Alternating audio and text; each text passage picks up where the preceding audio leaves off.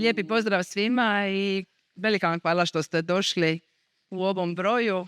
Hvala mojim kolegama koji su se pridružili. Iznad svega hvala pacijentima, našim suputnicima koji će podijeliti svoja iskustva, sukus ove teme o kojoj ćemo govoriti. A to je iznenadni zastoj srca, odnosno iznenadna srčana smrt i koja je razlika u tome i zbog čega je zapravo ova tema bitna i zbog čega je bitna suradnja vas kao laika, pacijenata, građana, prisutnih i nas kao liječnika koji vam u datom trenutku pružamo pomoć, kako zapravo možemo promijeniti sudbine ljudi, sudbine čitavih obitelji.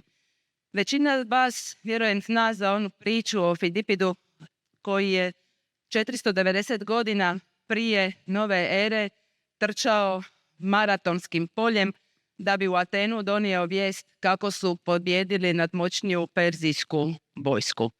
Ne samo da je to značilo promjene u daljnjem razvoju Grčke, u daljnjem stvaranju maratona kao discipline olimpijske, nego je to i prvi opis iznenadne srčane smrti.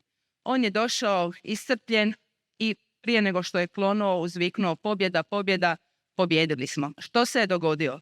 Dogodio se nagli, neočekivani cirkulacijski zastoj. Čime je bio uzrokovan tada, tko bi znao, možda je bio iscrpljen, možda je imao nekakvu predispoziciju bolest, možda je imao ono što se zove stres kardiomiopatija ili nešto što se na kraju zove Fidipidova kardiomiopatija, a to su zapravo maligni poremećaj srca, maligni poremećaj ritma u srcu koje je ekstremno opterećeno naporom.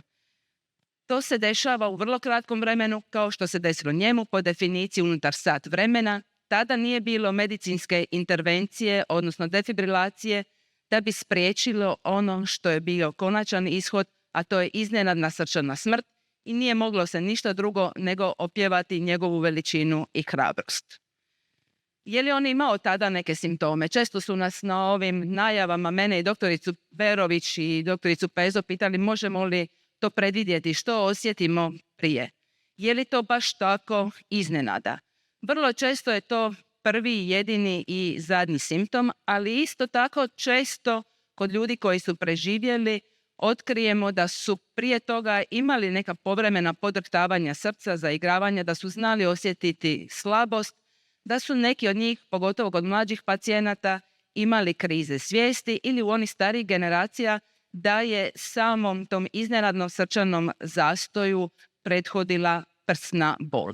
Prsna bol kao znak srčanog udara.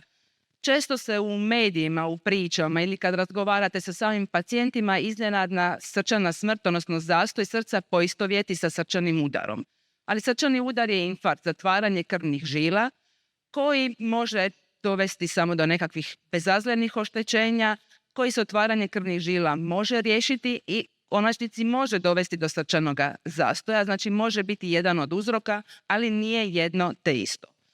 Isto tako se često retrogradno otkrilo da su ti pacijenti imali promjene u EKG-u. Kad smo u konačnici razgovarali s njima, većina, dobar broj njih, čak nekih 40-50% je imao poznatu bolest, a u oko 50% pacijenata, zapravo uzimajući obiteljsku anamnezu, doznamo da je već takvih događaja bilo. A što se zapravo dogodi u tom jednom slijedu događaja? Srce kuca nekim normalnim ritmom i onda u jednom trenu nepovoljnom upadne dodatni preskok koji pokrene vrlo brzu malignu aritmiju koja je toliko brza i nepravilna da ne dozvoljava srcu da funkcionira kao pumpa. Ako srce ne funkcionira kao pumpa, onda nema dovoljnog protoka, ta električna aktivnost postaje sve nestabilnija i u konačnici nastupa tišina. Ukoliko pacijent nije imao sreće da je netko mu priskočio u pomoć ili sreće da je bio u tom trenutku nadziran, kao što je ovaj mladi pacijent koji je ležao kod nas u bolnici, koji je imao povremeno nekakve preskoke koji ništa nisu uzrokovali, a u jednom trenu su pokrenuli čitav ovaj slijed zbivanja koji na kraju doveo bi do tišine srca, do ravne crte, da nismo dotrčali i učinili ono što kažemo defibrilacija, odnosno resetirali srce i pokrenuli normalni srčani ritam i dozvolili da on na kraju vodi normalan život kao i naš vijeko. Često nas pitaju možemo li predvidjeti ko tom ima povećani rizik. Kaže se, pronalazak pouzdanih indikatora nagle srčane smrti jedan je od najviše istraživanih područja u aritmologiji. Čim je najviše istraživano, čim je puno istraživano, znači da još nemamo zaključka, znači da još nismo došli do otkrića ko to, kako bi to moglo biti. Nemamo tu kuglu koju bi gatali, ti ćeš imati, doživjeti ćeš. Znači, reklo bi se puno priče, malo sadržaja. Ono što znamo, starije osobe, a to po ovoj kategoriji već su iznad 35 godina, najčešće umiru od koronarnih bolesti, dok u mlađih bolesti se obično radi o genskim kanalopatijama ili kardiomiopatijama. Najmanja zapravo incidencija događaja u općoj populaciji, ali s obzirom da je opća populacija najveća, tu se najviše toga dešava i tu nam je zapravo najteže otkriti tko bi imao taj povećani rizik. Najlakše nam je kod onih pacijenata koje pratimo, kojima redovito radimo ultrazvuke, EKG-ove, pretpostaviti da će možda imati veći rizik iznenadnog događaja. Pokušavamo se tu pomoći i umjetnim inteligencijama, ali koliko god podataka ubacili i dalje nemamo zaključka. Zbog toga se pokušavamo koristiti i genskim testiranjem. Prije 20 godina za sekvencioniranje gena se trošili bilijuni dolara i zapravo je trebalo 10 godina dok se izanalizira ljudski gen. Danas to ide vrlo brzo, za male novce, na Black Fridayu to možete dobiti za vrlo jeftini iznos, ali onda postaje problem što sa takvim podacima, njegova interpretacija. I ovdje naše smjernice jasno kažu da nam genska testiranja mogu pomoći za postavljanje dijagnoze ili potvrđivanje dijagnoze, kao što je, na primjer, sindrom produženog kute intervala. U nekih bolesti nam pomaže predvidjeti što će se dogoditi, definira nam modalitet liječenja, ali za sada ne u svih bolesti.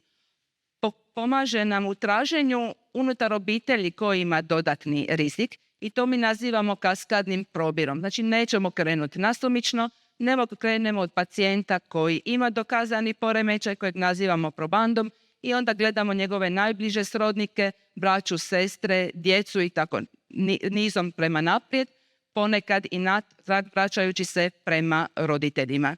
I kaže da se preporuča, odnosno dolazi u obzir u svrhu obiteljskog planiranja, a preporuča se u situacijama gdje će nam ti rezultati utjecati na terapijske opcije.